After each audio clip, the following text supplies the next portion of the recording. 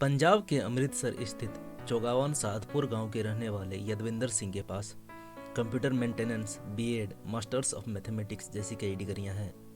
लेकिन काफ़ी कोशिशों के बाद भी सरकारी नौकरी न मिलने के बाद उन्होंने खेती की राह चुनी और बीते 14 वर्षों में किसानी की वजह से अपनी एक अलग पहचान बना ली।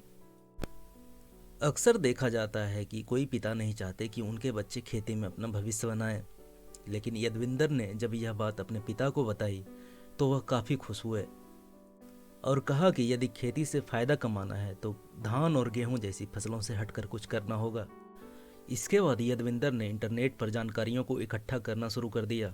फिर पंजाब कृषि विश्वविद्यालय में एक किसान मेले में उन्हें हल्दी के बारे में पता चला। फिर 2008 में उन्होंने हल्दी की खेती शुरू कर दी। शुरुआत में उन्होंने अपनी 3 एकड़ ज़मीन पर हल्दी की खेती की।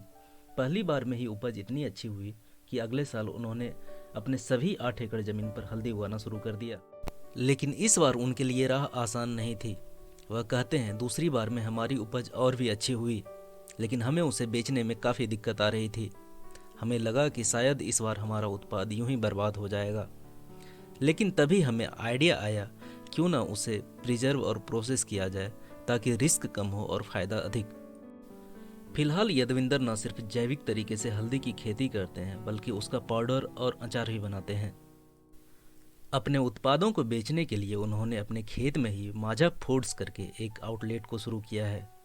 वैसे तो उनका आउटलेट काफ़ी छोटा है, लेकिन उनका दायरा पंजाब, हरियाणा, महाराष्ट्र जैसे कई राज्यों के अलावा अमेरिका, इटली, कनाडा और ऑस्ट्रेलिया जैसे देशों में भी है। हल्दी की खेती से उन्हें हर महीने 1 लाख रुपए से अधिक की कमाई होती है और अपने काम को संभालने के लिए उन्होंने 10 लोगों को रोजगार भी दिया है।